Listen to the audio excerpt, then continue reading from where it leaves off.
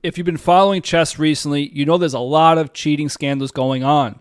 Most recently, Vladimir Kramnik, a grandmaster and one of the top players in the world, has accused Nakamura and other chess players of cheating online on chess.com.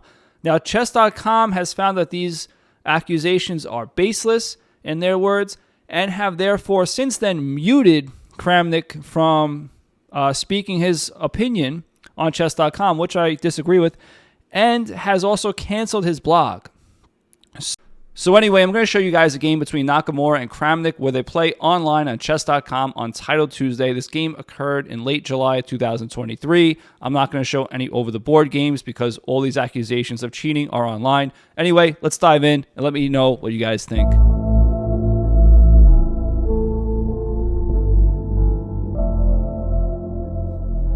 E4, C5. So we have the Sicilian defense, and here's one odd thing. So after this, Hikaru plays A3.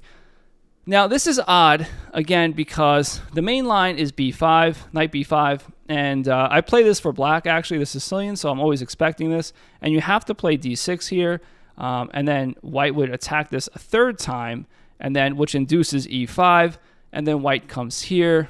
And you can't play this because that allows a second knight to come in here, and you can't stop one of the knights from jumping into C7. So for that reason, you have to kick this knight out, and then the knight can only go there. And then you play B5, threatening the fork. Now we take, and now the knight jumps into D5, and then you play from here. You have kind of a quirky but dynamic position that's pretty cool. I like to play it for the black pieces. I also like to play it on the white side. On the rare occasion, I get to play it at all because most people don't like to play this for black. But anyway, going back to the game, Nakamura did not play that. He played A3, and now he played knight B5. It's too little too late, and the computer says that's an inaccuracy. Again, this is a blitz game, and he might just be trying to throw off his opponent. Okay, here we have queen D2. Okay, so Kramnik goes to kick out the knight, and now Kramnik's expanding on the queen side, so it looks like he's anticipating Nakamura going queen side, and he's going to castle king side and launch his pawns at Naka, try to, disrupt his fortress, his king position, and checkmate him. So Nakamura strikes on the king side. Conversely, he's going all out even before he castles, so this is a pretty big tell that he definitely is going to go queen side, or at the very least, keep his king in the center. Okay, so we have knight d5. Now, this is a common theme in the Sicilian, usually in the Sicilian dragon, but a lot of these concepts remain the same. The knight wants to come to c4, where it hits the queen and the dark square bishop. You don't want to lose your queen, and you don't want to lose your dark square bishop here, so you chop off the knight with the light square bishop, and black takes back with the b pawn, opening up the b file to white's king. A very important concept you should know, and you'll see that in a little bit. So first, Nakamura opens up the h file, which is excellent. Kramnik brings his knight on the side of the board. Now you'll hear that a knight on the side is bad, but okay, when you get to higher levels, you have to abandon all these generic things here. Basically, what Kramnik is doing is blockading the h file. He's going to play g6 and try to just close the position as best he can. Okay, so now we have g6, as I mentioned. Nakamura expands on the king side even further, and Kramnik jumps into the aforementioned c4 square, hitting the queen and the bishop. So Nakamura just chops off that knight, and now we have b takes c4, opening up the b file. You might see something like this, coming down, crashing down, going for checkmate. Nakamura calmly plays king b1. Always play king b1, actually, when you castle queenside. That's a good rule to have. And, okay, so Kramnik plays all of his firepower on the b file. Okay. Now, Nakamura just defends calmly. Very calm defense by Nakamura. Really tough move to play. It's very passive, but it works. And now we have d5. This is an excellent move, and it's uncovering an attack on the pawn.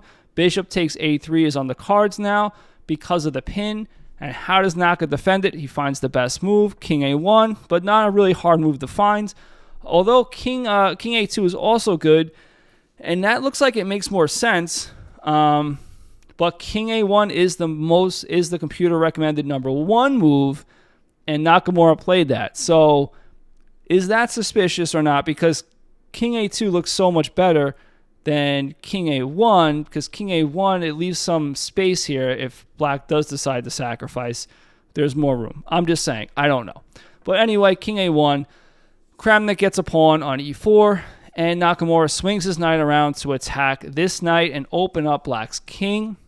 Now, Kramnik should not let that happen and just take the knight here. So I'm surprised he let him do that and just play rook d8. He let Nakamura open up the king position and just attacks this pawn. Now, this pawn looks like it's undefendable. And you're right, it's not. Now, it looks like he can defend it. It looks like Kramnik had a clever way of defending it by playing bishop g4 here, attacking both rooks. It just doesn't work because Naka can get out of the way, exchange rooks with check, and then simply slide his other rook over to h4, hitting the bishop. But then, again, Kramnik gets his bishop planted on a nice square on f3, so that's good.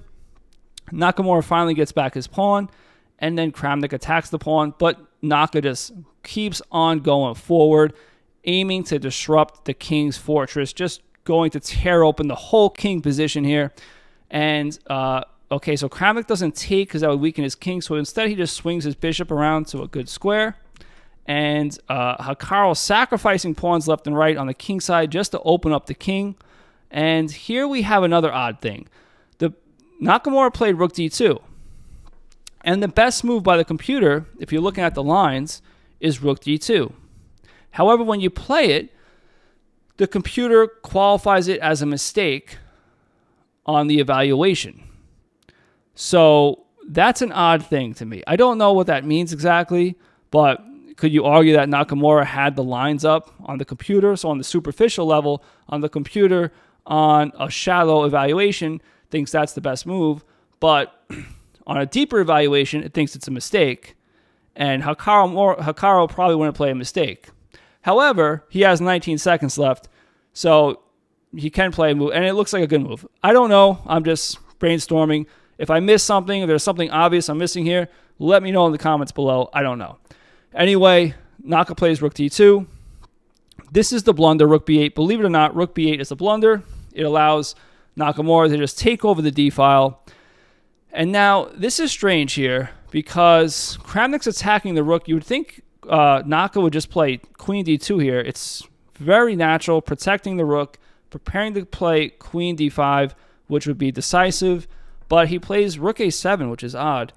But again, he has 14 seconds left, and he's the best blitz player in the world, and I'm not, so I don't know. So we have queen d2.